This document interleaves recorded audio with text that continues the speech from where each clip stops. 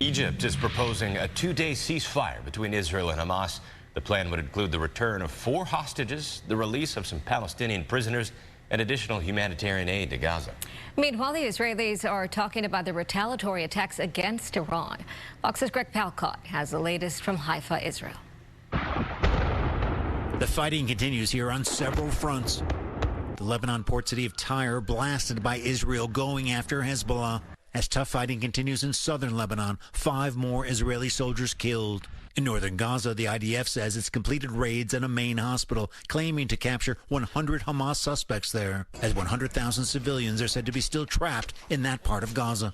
Reportedly, positive talks about the release of hostages still held by Hamas and a ceasefire just wrapped up involving CIA Chief Burns, Israeli intelligence boss Barnea, and Qatari Prime Minister Al-Thani, including a new plan to release some hostages and Palestinian prisoners amid a brief fighting pause. As the aftershocks from the attack by Israel on Iran are still being felt.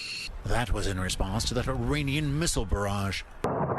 Analysts say not only missile production sites were hit, but many air defense facilities, easing possible future attacks. While downplaying the Israeli strikes, there was tough talk coming from Tehran. We are decisive and serious in our response as necessary when decisions are made by officials and armed forces. The Israeli Prime Minister was defiant as well. We dealt them a real blow. I thank our allies, in particular the United States, for their continued cooperation.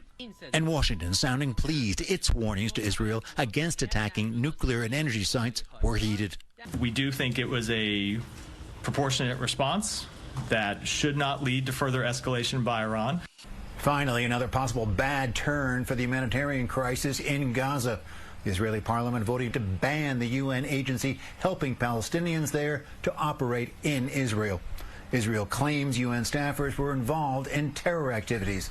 The UN says this move could mean the collapse of the aid process. In Haifa, Israel, Greg Palkot, Fox News.